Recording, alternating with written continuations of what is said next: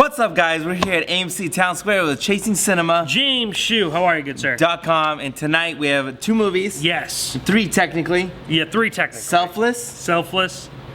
Is it called Selfless?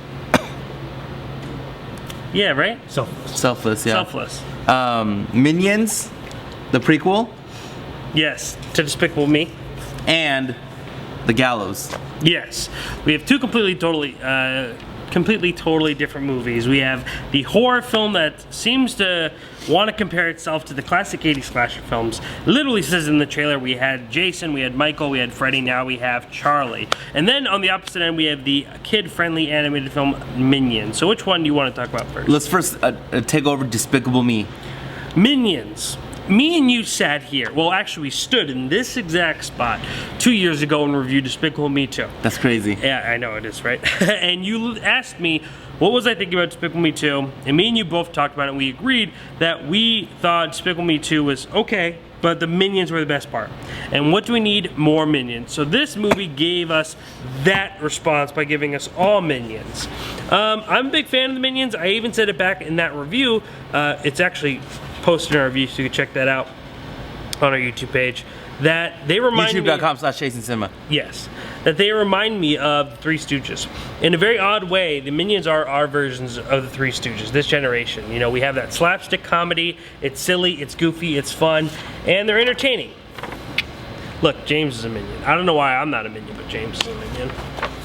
So what are you anticipating going into this flick? I actually really enjoyed Despicable Me. There's something about Disney and Pixar films where I see the trailer, I'm like, all in. Yeah. And then any other film, I'm just like, eh. And then Despicable Me was definitely an eh. And then when I watched it, I was like, oh wow, that was fun.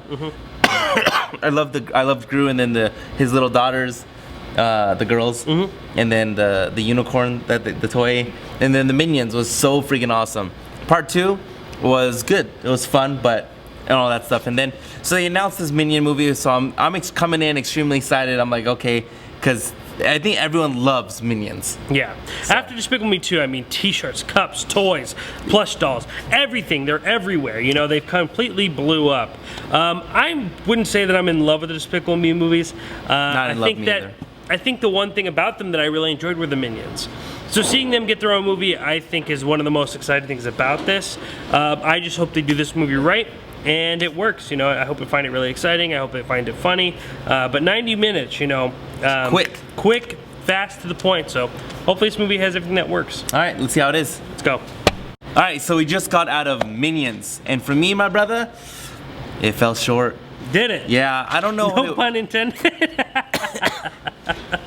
it fell short. I think you know what it was is we love the Minions, but maybe the Minions have Hulk syndrome, which is Hulk is great when it's with everybody, but you can't just do your own Hulk standalone film. Hulk standalone film has, over the past couple ones we've had, have not been great because you have Bruce Banner and then you have Hulk, and we love Hulk, but to have an entire 2-hour movie of Hulk might be too much. And I'm not gonna lie, I think this movie was only an hour and a half. It was like too long for me. Like, it was funny. I was laughing. I'm not hating on the film. If you're like Minions, watch the movie, support the film. It's good. There's nothing wrong with it. I'm just saying that I think one of the reasons why, for me anyway, I love Minions now is because I have Gru. I have the little girls in it. They're interacting with each other and all that good stuff. So for me, the movie fell short. I thought it was funny. It was cool for what it was and all that. Sandra Bullock's character it was fine. Nothing great about her. There's nothing wrong with her either. There's nothing wrong with the film for me. There was nothing wrong with it. It was just like, okay, moving on. Okay, moving on. And you need the little girls, the unicorn, and Gru.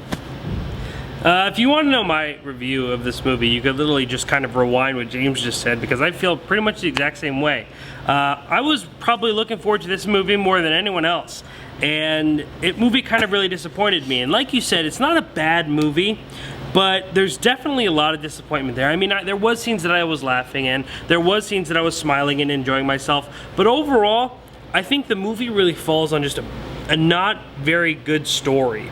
When Minions are just hanging around being Minions, it's fun, but like as soon as we meet Scarlet Overkill, played by Sandra Bullock, the movie just kind of gets a little bit boring. It runs out of gas, runs out of steam, and like you said, there's nothing wrong with her character, but essentially she's just as kind of non-complex as anyone else. Like, she's just pretty much there doing this voice, get this crown, and overall I just felt like this movie didn't kind of go anywhere.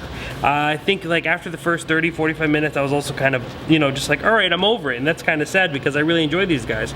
And it made me really think that, you know, because a lot of people were asking in the theaters, they said, why didn't they just make a DVD? Well, the reason why they didn't make a straight DVD is because they're going to make plenty of money with this movie. Now, doing so, though, I think that they're going to get a lot of people like you and I who are like, all right, I think my fix of Minions might be over. But in my opinion, this movie's mistake is doing a whole 90 minutes. Now, we could have done a 90-minute movie, but split it up into 3 parts. Me and you actually talked about this. I think if they would have done 3 30-minute stories, you know, have a small problem and just see how the Minions would fix it. Like, I mean, I've seen so many Minion little clips or shorts already. Like, remember the trailer for the second Despicable Me 2, where like there's an alien that's coming after them? I mean, it's hilarious. Those things work. But doing a whole 90-minute movie with a story that doesn't really go anywhere really kind of makes this movie just not that entertaining. I mean, there were, like I said, there were scenes that I thought were cute, they were fun. When Minions are just being around being Minions, the movie's good. But otherwise, when they're trying to make this into like a heist movie, it just kind of loses its heart. So overall, I wasn't too impressed by this movie. I didn't think it was bad. I think people who love Minions should obviously go see this movie. I think people who enjoy animation should go see this movie. I don't think it'll be a disappointment for a lot of people, but overall, this movie definitely missed the bar of being a really great movie. It kind of reminds me of the Penguins of Madagascar. Everyone kind of really thought the Penguins were the best part of Madagascar, and when they got their own solo movie, it also kind of just didn't do that well. And me and Josh Bell, actually, Las Vegas Weekly critic, talked about that while we were watching this movie.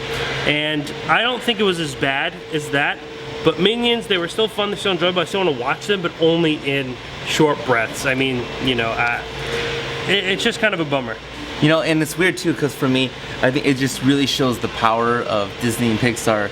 Inside Out, #2 best film of the year for me so far, next to Mad Max. Yeah, absolutely. Next to that. When you see what Disney could do in a hour and 40-minute time frame, the depth, the animation, the beauty, the comedy, everything wrapped into one, and tell a really, really great story for adults and kids, and then see this movie, it's very empty, it's very shallow. You can't compare them. You can't. You really can't compare them, and you know, it's okay to have very shallow. Every movie doesn't have to be as depthful as Inside Out. However, you know, when there's not something entertaining in those 90 minutes, you really can kind of go, wow, like, and see this difference in studios. For me, the worst Pixar film is Cars 2, and that's not even a bad movie.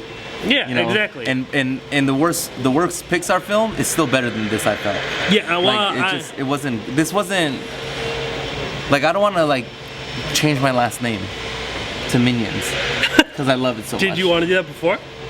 When I saw Inside Out, yeah. Yeah. So do you not want to be a Minion anymore? No. But No. I love this one that Jaden drew for me. Mr. Wong, is it clear? Mm-hmm. Isn't that beautiful? Beautiful. Anyway. I think the Minions would work as the short in front of the movie.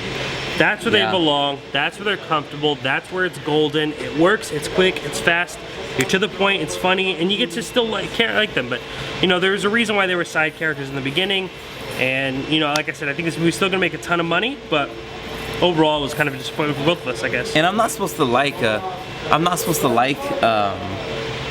freaking Paperman better than that's a short. I'm not supposed to like Feast better. That's a short. You know, that's the thing is, even the Lava one with Inside Out, I like better than this. I wasn't that crazy about Lava. So you like this movie better than Lava? Like, I like Lava better. I think this, like, how I feel about Lava is very equal to what I think about this. It's not good.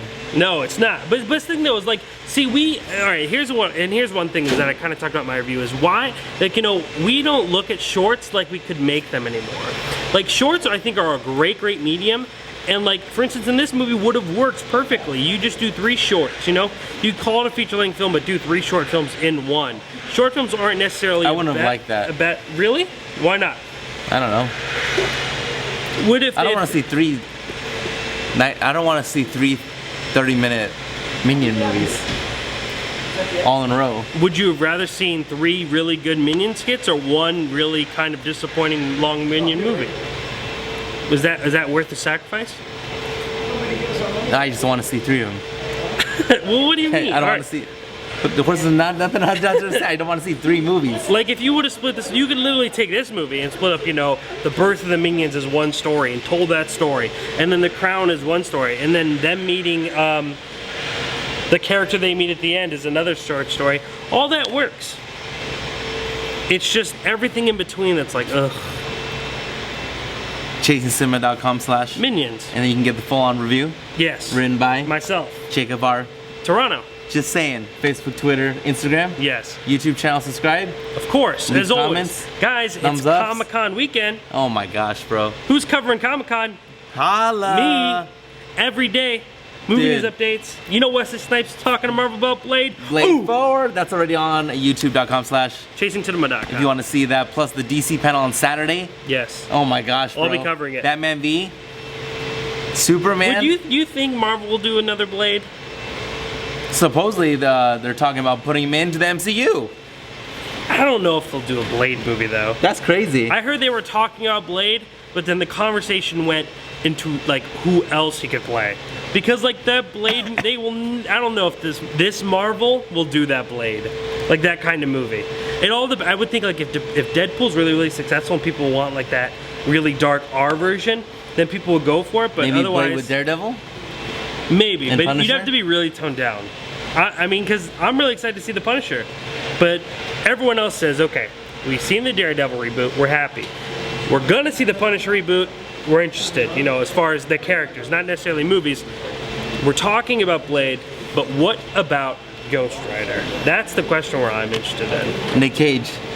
Even though I love Nick Cage. Nicky Cage. Like, if it was anyone else, I would hate that movie, but because it's Nick Cage, it's just kind of like, oh, well. Anyway, we're gonna go talk about The Gallows right now. And if you haven't seen our review for Gallows, Yeah. it's already on this channel Just go on, check it out. right now. Next week, don't forget. Sorry, me and him we are at this place right now where we have been seeing great movie. It's kind of slowing down, but next week hopefully it picks back up. Ant-Man. As we are joined by Marvel Ant-Man and Trainwreck, the Amy Schumer film with Bill Hader. 2 MCU movies in the same year. I love it. Do you think Ant-Man will surpass Avengers, not money-wise, but just how you enjoyed Avengers Part 2? Yes, because I didn't care for Age of Ultron. Neither did I. It was so- okay. So they're kind of in a place where like they really need to pick up the slack, and I hope they do that with Ant-Man because I feel like Ant-Man's going to be a really different movie. From what everyone says, though, it's absolutely different and it's fantastic. Let's do it. And then the 2 end credit scenes of Ant-Man surpass any of the other scenes that they've ever done. I like it. Yes. I like it. And if you're not coming to our premiere, I don't know what you're doing. Our information is It's down here in the crazy. description box. Make sure you tweet us or comment below that you want to come to our screening. We'll save you seats. You can sit right next to me and Mr. Shield. We'll talk about the movie. And if you didn't know, ChasingCinema.com is known as The Film Lovers website.